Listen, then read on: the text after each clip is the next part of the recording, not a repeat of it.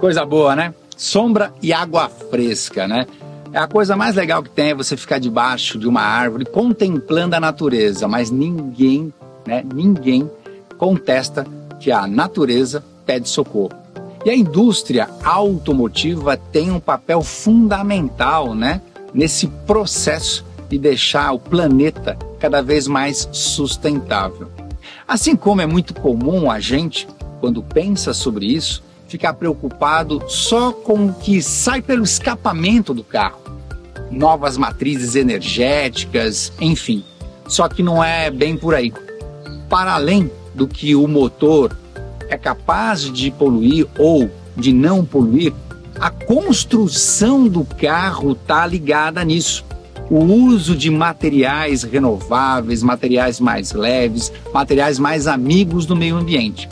E nós vamos mostrar um carro para você que traz uma série de detalhes incríveis de como você pode construir um carro no todo muito amigo do meio ambiente. Vem comigo. Bom, o carro que nós escolhemos é esse daqui, o Kia Niro, né? Um novo lançamento. E é claro que eu não vou fazer isso sozinho. Leandro, como é que você tá, meu caro? Tudo bem? Me ajuda aí, rapaz. O que esse carro traz aí de elementos, né, que contribuem na fabricação do carro para a sustentabilidade? Para começar, na parte externa tem uma série de soluções de aerodinâmica, materiais também. Coeficiente aerodinâmico desse carro é legal? 0,29. É bom, rapaz. É super difícil conseguir um coeficiente aerodinâmico desse num SUV. E na verdade a coluna, ela é uma coluna fabricada em duas peças, então ela tem uma passagem aqui por dentro da coluna de ar, né? Que ajuda a redução do coeficiente de atrito, né? O carro enfrenta uma resistência menor do ar, ele precisa queimar menos combustível para chegar numa velocidade de cruzeiro, enfim. Aonde, por exemplo, você tem aqui no processo fabril dele, a parte externa, cara, itens que você diria assim, cara, isso é muito legal para o seu amigo do meio ambiente? No exterior, acho que a tinta, a coluna aerodinâmica, a antena talvez seja um elemento interessante. No teto, ele possui um recorte também que ajuda na fluidez do ar através da carroceria. Entre o interior e o exterior do carro, onde dá para investir mais em materiais sustentáveis? No interior. Com certeza? Com certeza. Então vamos cair para dentro. O que nós temos aí? Bom, a primeira coisa é o forro do teto. Esse forro do teto aqui, ele não é feito de material normal, de forma-tape normal. Ele tem 56% da composição dele feita de PET, de PET reciclável, de plástico reciclável de garrafas PET. A segunda coisa são os bancos. Esse material aqui... É couro? Não é couro. É um tecido que a gente chama de altaica biosintético. Ele é um tecido feito com fibras extraídas das árvores de eucaliptos. Verdade. De reflorestamento. Então, não só é ecológico, né? Muito mais ecológico do que couro convencional, mas o toque, a maciez do toque para o cliente é muito superior. E no porta-malas, a gente tem a cobertura do porta-malas, também é feito de uma fibra que mistura malha com... malha de tecido? Malha, tecido, plástico reciclado de garrafas PET. Ou seja, também. Cada vez mais trazer para o carro uma série de compostos e componentes que sejam sustentáveis. Sem dúvida, sem dúvida. Mas eu sei também que é andando com o carro aonde vocês também conseguiram aqui, inclusive, uma nota A, sem dúvida, né, de eficiência energética e um título, qual é? A gente ganhou o prêmio do Compete, que é de carro, um dos carros mais com melhor consumo, né, um dos carros mais eficientes do país. Bom, então vamos ver o que mecanicamente esse carro tem, também pensando em meio ambiente. Legal. Vamos lá? Vamos sim. Bom, então vamos lá. Do que nós estamos falando de motorização aqui? Bom, esse carro tem um motor 1.6 Smart Stream, terceira geração, né? Acoplado a um motor elétrico de 32 kW. Então esse é o sistema híbrido. O sistema híbrido funciona assim, basicamente. Quando você está em baixas velocidades ou tirando o carro da inércia, quem funciona é o motor elétrico. Via de regra, é o motor elétrico. A não ser que a carga da bateria esteja baixa, mas é o motor elétrico.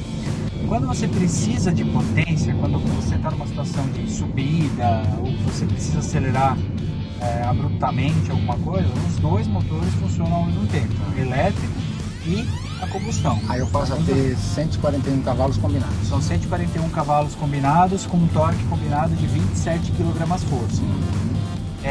E quando você está velocidade de cruzeiro, aí vai depender do quanto você está pisando no acelerador. Se estiver pisando pouco... Agora, por exemplo, o que está acontecendo? Motor a combustão atuando.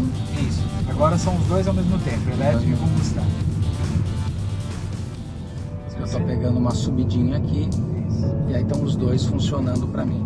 E quando você está freando, né, uma frenagem, ele regenera a bateria. Ele vai transformar a energia cinética, né, a energia da frenagem, em carga para a bateria. Quando eu estou com o modo de condução em eco, as borboletas que seriam para trocar marchas aqui, ela se transforma em sistema para ampliar a minha regeneração. Então eu dei um toque, ó, o carro já deu uma freada, freou mais.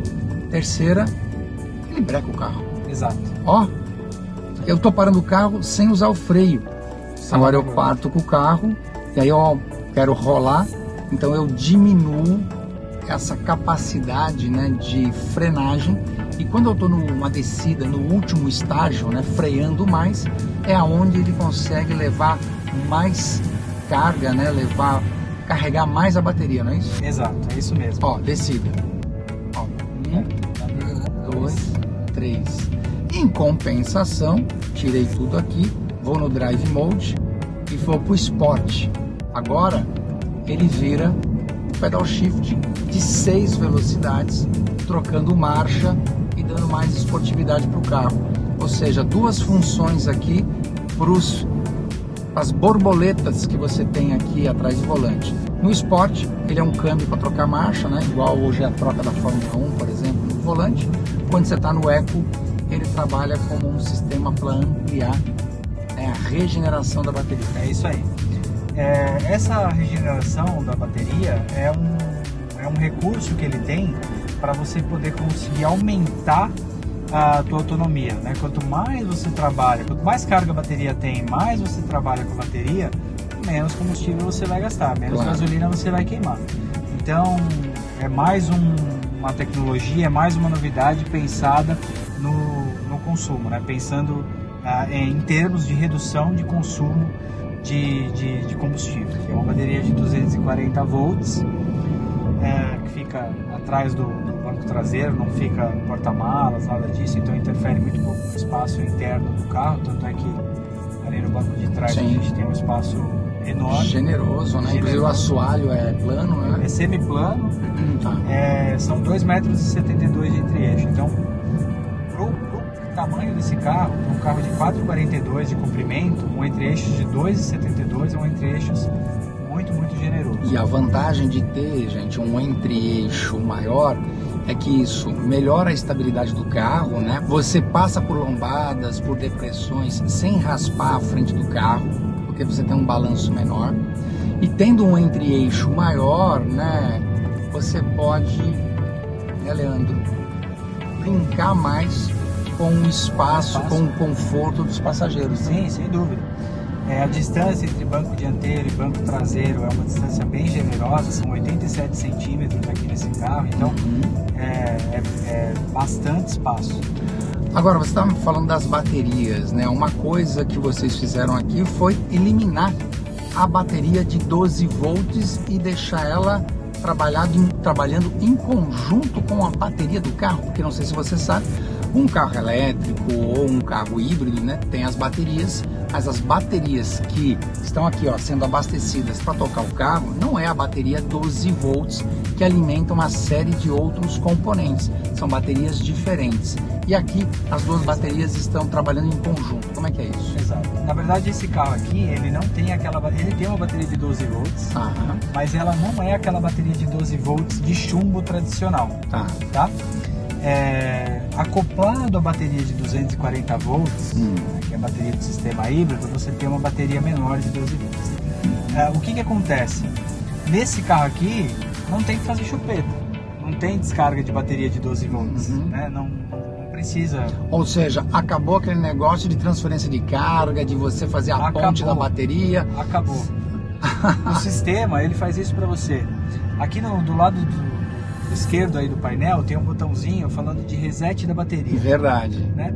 Quando você fica 2 meses sem dirigir o carro, que é o momento que a bateria descarrega... Que todo mundo vai, liga para o autoelétrico, ou vai lá e faz a ponte, né, de uma bateria de um carro para o outro. Você vem aqui, aperta esse reset. Isso.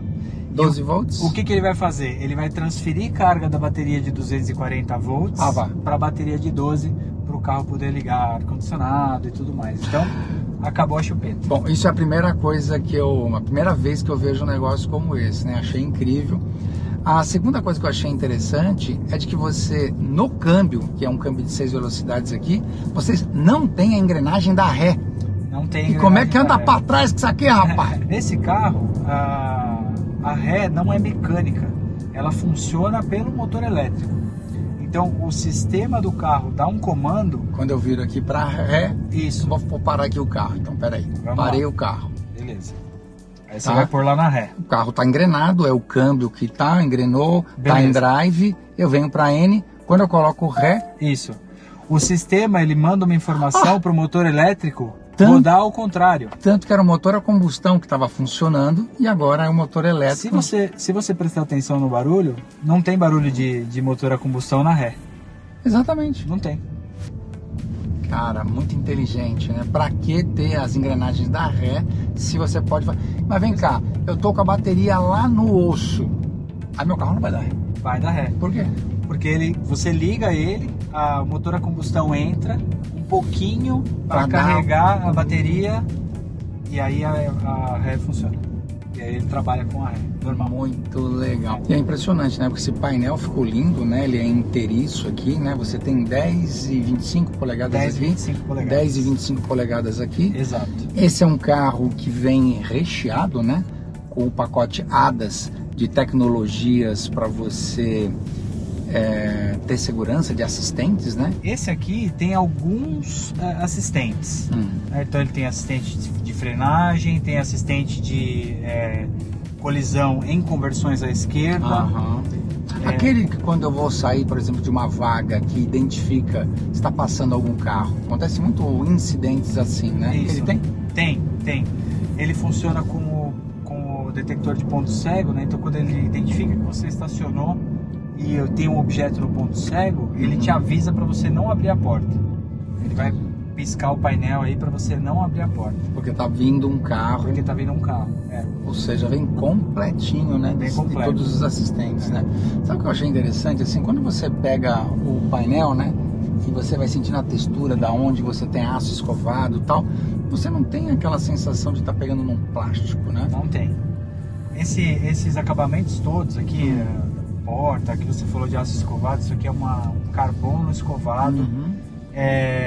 As tintas, os plásticos, até os plásticos rígidos, todos têm um toque bem suave, sensacional. O cheiro, porque geralmente você entra num carro, né? Tem carro que eu entro e eu vou ser muito franco pra você, o cheiro às vezes me incomoda. E aí fica aquela história de cheirinho de carro novo. O que eu tô prestando atenção aqui é que esse carro é quase inodoro. Você não sente cheiro nenhum, quer dizer, não sente aquele cheiro de química. Por que isso? As tintas que a gente usa no interior desse carro, elas não têm o que a gente chama de BTX. São benzeno, tolueno e etileno. São 3 componentes químicos que estão presentes nas tintas, né? Que são os responsáveis por aquele cheiro característico do carro novo. Sim. Então, como a gente eliminou, são componentes que contaminam o lençol freático. Até parar que eu quero escutar isso melhor. Não? São componentes que contaminam o lençol freático, podem ter uma série de implicações para o meio ambiente. Como a gente eliminou, o carro não tem aquele cheiro característico de carro novo, aquele odor forte de carro novo. Que cheiro esse que depois ele vai mudando, né, cara? Porque ao longo do tempo, né, chuva, umidade, você usa muito ar-condicionado, o sol que esquenta em cima desse material. E eu percebo que alguns carros, eles vão ficando com alguns cheiros. E eu conheço pessoas que se incomodam demais. E aí não tem nada a ver com o cheirinho bom de carro novo. E aqui eu percebo que o cheiro do carro está muito agradável. Então é porque vocês não têm a presença desses materiais químicos que cheiram, entre aspas, o cheirinho de carro novo. É isso aí, exatamente. É isso aí. E isso é mais amigo do meio ambiente também. Né? Sem dúvida. Gente, até no cheiro. Entre no carro e sinta o cheiro. Isso pode É um indicativo. Algo pode não cheirar muito bem. Legal.